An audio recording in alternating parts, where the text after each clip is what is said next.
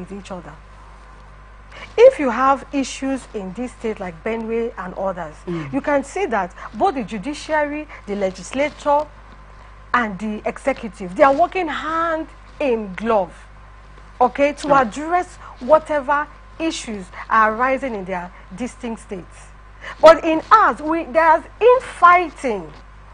Do you understand? If the center if the center cannot hold, then what are we doing?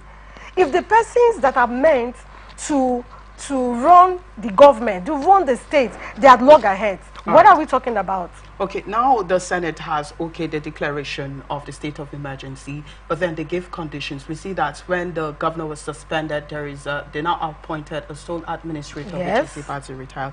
Well, but the question is, how effective might the Senate condition of National Assembly oversight be ensuring accountability from the sole administrator, all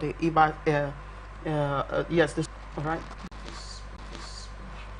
It is only making mention of, mind you, that this political wobble or struggling has to do with two persons, the governor and Ms. Onike.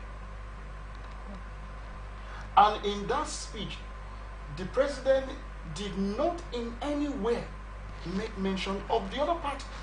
He was only concentrating on Fubra did not do this, Fubra did not do this, and so on and so forth. Is it how to settle squabble? The answer is no. Now, when even if we want to go back to history, what happened when the president called both the governor, the deputy governor, the president to execute his duties as a president, the same thing that also guide the governor to execute his duty according to the dictate of the Constitution, for God's sake. Well, if there is anything, the president has the power. So there are more, which we all know. You understand? So when things like this happen, you start saying that, how do we solve this? You have gotten out of line. We're trying to our president was only trying to bring Fubara back to the line, in which the line of the rule of law, where he needs to walk through.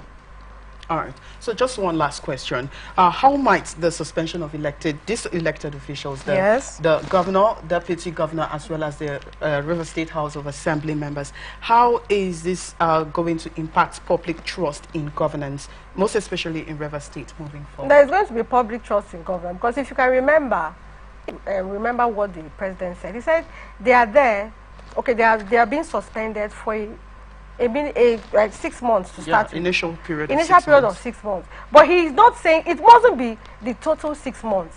If they can, come to terms, okay, solve the issues before the next 1 month, before the next 2 months, all well and good.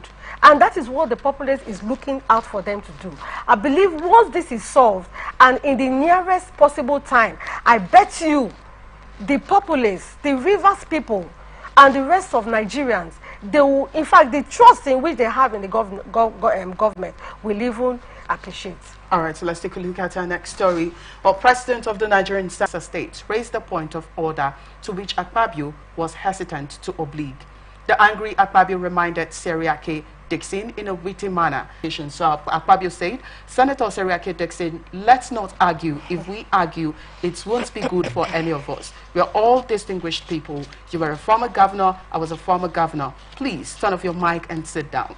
Well, I watched you on television. You said whatever the Senate will never have your vote. I don't know, but if you have already made up your mind to go consider any issue, I'm not arguing with you. But I say, please allow me to preside. Replying to the Senate President, Seriake Dixon said, Mr. Senate President, you know we must have mutual respect for all our colleagues. And I do have regard for you, particularly as our presiding officer, and I think that should be reciprocal. Dixon said the point of order he raised was to draw the attention of senators to the provision of on the need to first break into a closed-door meeting.